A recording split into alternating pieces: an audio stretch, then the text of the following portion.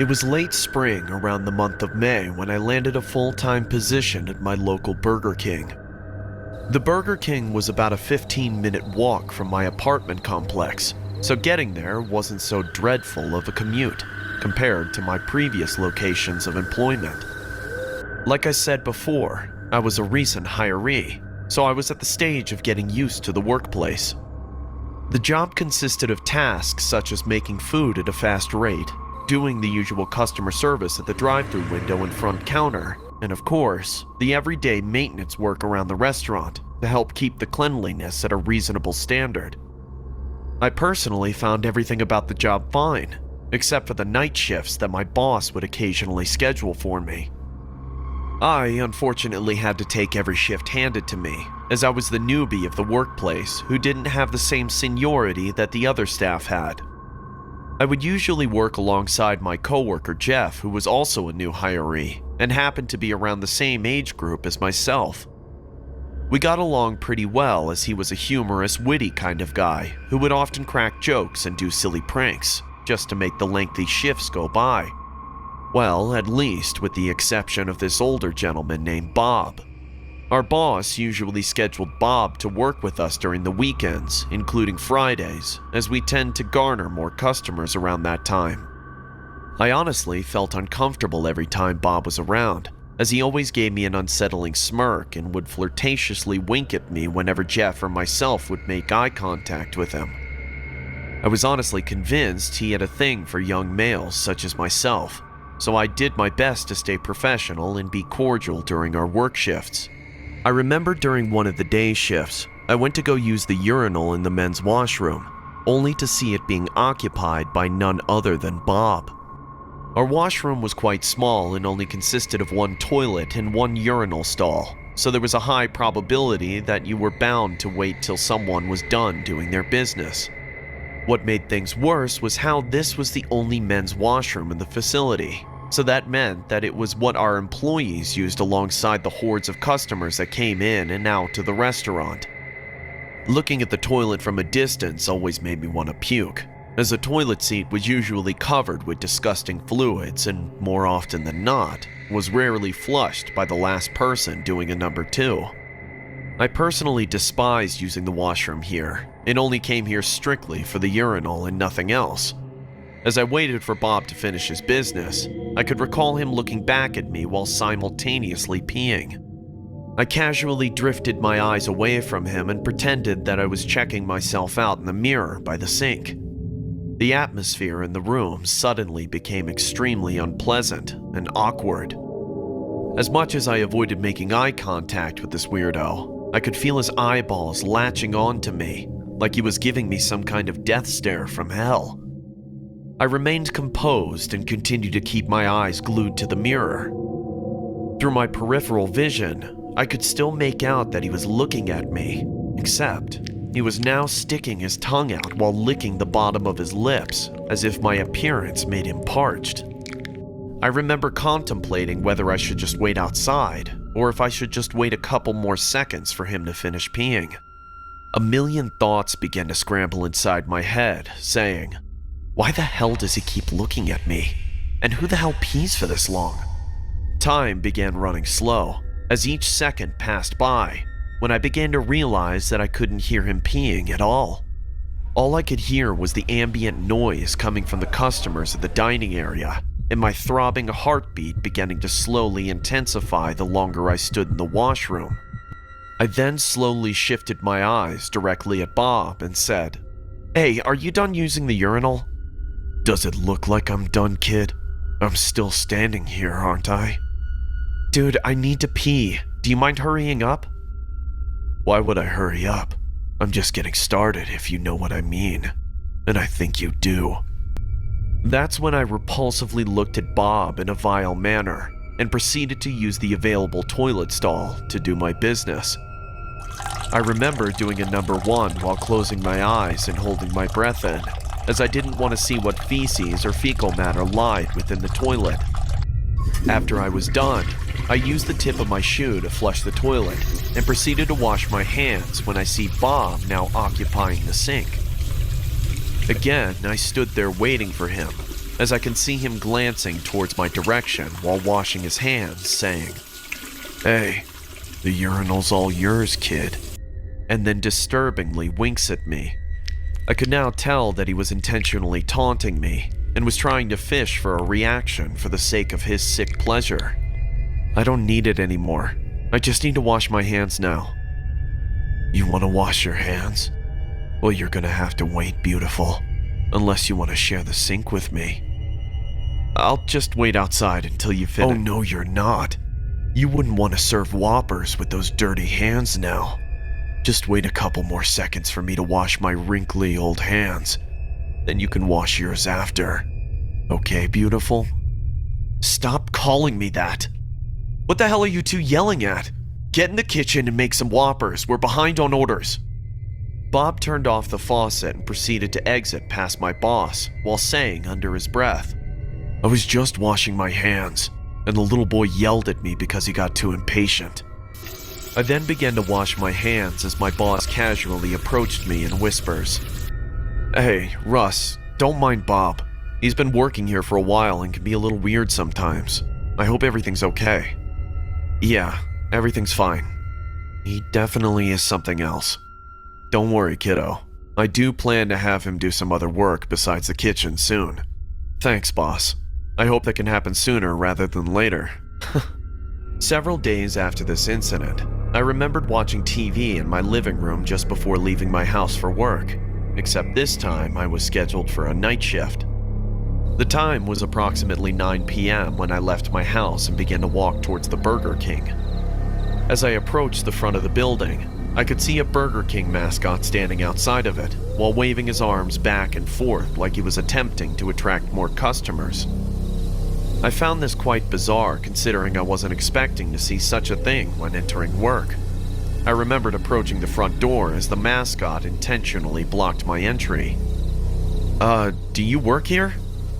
The mascot just stood there in silence, while hellaciously gawking at me with the devious Burger King mask, as if he was expecting to get a reaction out of me. I honestly felt oblivious about the whole ordeal, so I decided to head inside through the back entrance of the Burger King. As I got inside, I was greeted by my fellow coworker Jeff, who pulled me to the side and said, Hey, dude, you know who that BK mascot is, right?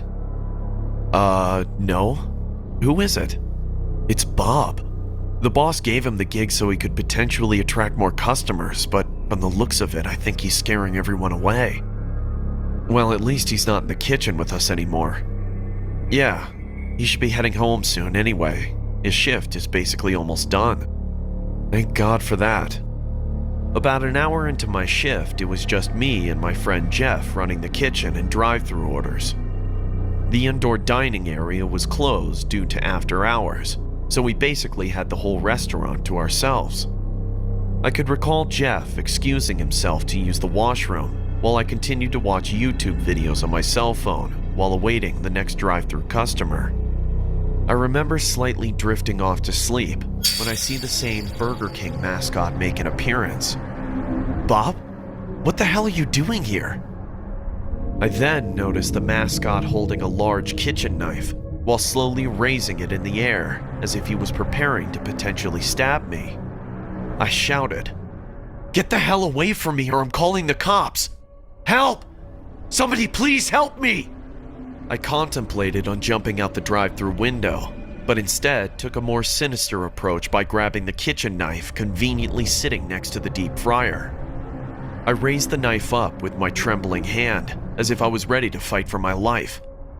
The mascot then raised the knife up in the air and began walking towards my direction, as I began pleading for my life as I said, Bob, please stop. Please don't do this. I have a lot to live for.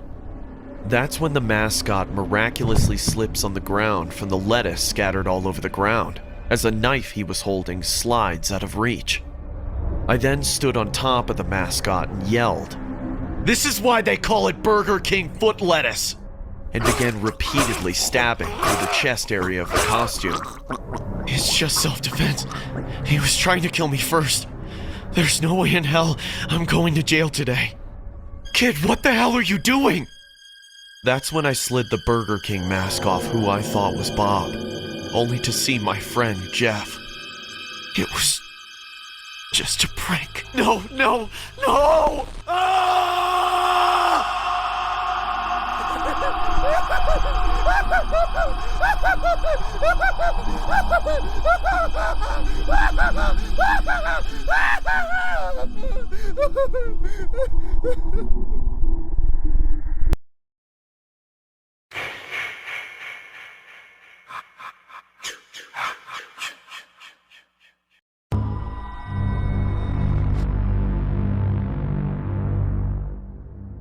I was a full-time employee at Burger King and had worked a monotonous 10-hour shift every day. The quality of my life wasn't the greatest, as the countless hours of work were starting to become more and more strenuous. I desperately needed money, as I wanted to move out of my grandfather's house and into a residence of my own. My grandfather took the responsibility of taking care of me since I was an infant, due to the tragic loss of my parents. My mother and father had suffered a fatal car crash which granted my grandfather full custody of me. I began comprehending the news as I got older, but oddly enough wasn't too affected by it, as he fit the bill of being the best caretaker that a kid could ever ask for. Playing duck hunt was one of my favorite things to do whenever I wasn't so busy at work. My grandfather didn't own any consoles that you would usually see in today's modern day. Just the old school Nintendo with the classic gun controller. Hey, Grandpa. Don't worry about me, son. Pay attention to the game and get that birdie. That's it, Larry. Now go on. Shoot the birdie. Now! Besides entertaining Grandpa with my spectacular duck hunt skills, I was usually serving customers at the drive-thru of Burger King. I always switched back and forth from the kitchen to providing customer service at the front counter. Our location wasn't usually as busy as most Burger King branches, as we were located by the corner of a quiet residential area, and there weren't many teenagers or kids around. Mostly just an older crowd that were either retired or just big fans of our adversary, McDonald's. Working at Burger King for a long duration of my postgraduate time off made me familiarized with the regulars who would come to dine in. I was usually scheduled for the night shifts, so the difference in crowd was pretty evident, as our venue always seemed to attract homeless people or loiterers around this time.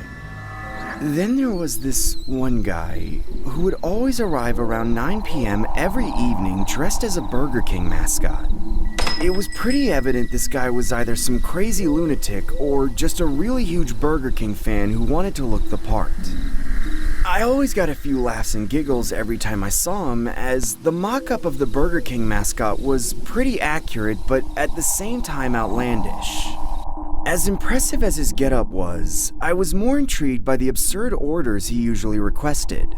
I remember him approaching the front counter as I said, "Hi sir, welcome to Burger King. May I take your order?" The mascot then said, Give me 30 Whoppers. "Sir, are you sure you want 30 Whoppers?" I said 30 Whoppers! Make Whoppers now! Okay, sir, just the sandwiches, or would you like to make it a combo? Have it your way. The mascot then placed about $150 on the counter and began walking towards the seating area.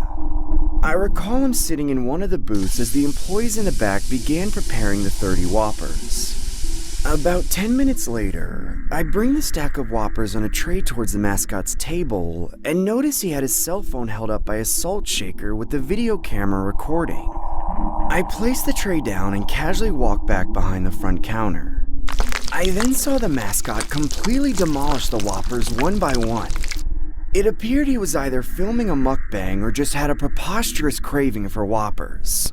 I recall seeing the mascot eat a total of around 10 Whoppers out of the bunch and then pass out from the inevitable itis while drooling. I gently tap his shoulder and say, "Hello, sir. I unfortunately need to ask you to leave as we're closing." Give me Whopper. Give me Whopper. Give me Whopper. Sir, I'm politely asking you to leave. Make me Whopper, then I leave. Sir, we can't do that. You need to leave now. I firmly secure my stance with an assertive poker face, while trying not to show any signs that I was nervous as hell. The mascot then gets up and walks out of the restaurant.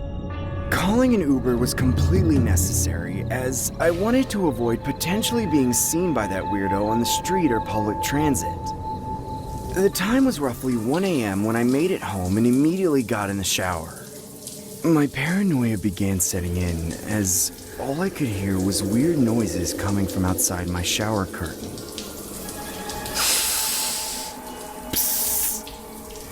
Grandpa, is that you? That's when I heard the same Burger King mascot voice from earlier saying, Open the door. "What the hell? How'd you get inside my house?" Open the door! Open the door! Open the door! Get the hell out of here! Fine, have it your way. That's when the man grabbed a hold of the door hinges and repeatedly slammed his head against the door. Get the hell out of my house or I'm calling the cops! As the mascot continued slamming his head, I remembered my grandpa secretly keeping one of his handguns stashed in the bathroom cabinets.